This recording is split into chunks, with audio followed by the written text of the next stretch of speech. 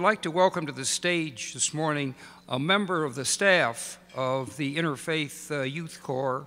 Usra Ghazi is the campus outreach manager who is charged with promoting interfaith efforts at colleges and universities across the United States.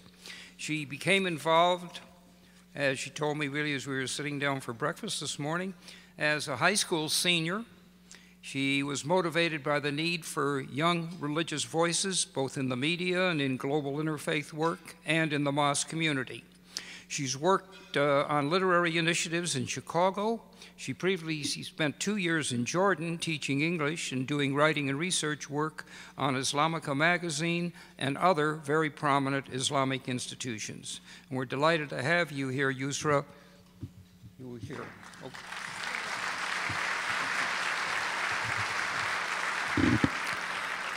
Thank you, Mr. Crown, for the lovely introduction, and I feel very honored to be praying with you all this morning.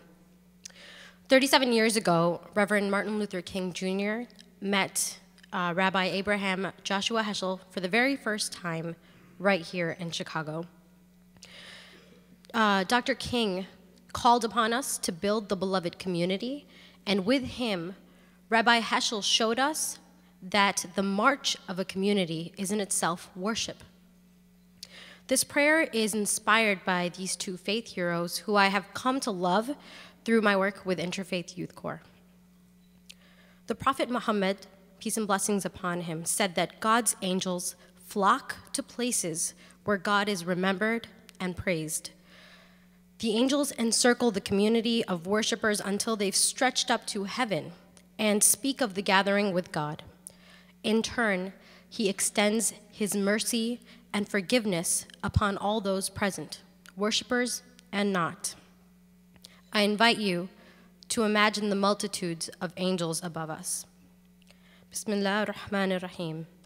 In the name of Allah, the most gracious, the most merciful. God, thank you for the food at our tables, the friends at our sides, and the communities inside and outside of this room who you have made custodians of the earth and of each other. Thank you for bestowing this great responsibility on us and for creating us into diverse nations and tribes so that we may know one another and so that we may act righteously with one another. Forgive us all for all of those times when we don't. Help us strengthen this community into one that is attuned to the hopes and needs of each member. There are many of us who still suffer in the aftermath of hurricanes and other crises across this country and the globe. Help us become a community that worships with our legs in service to those in need, especially in these dire times.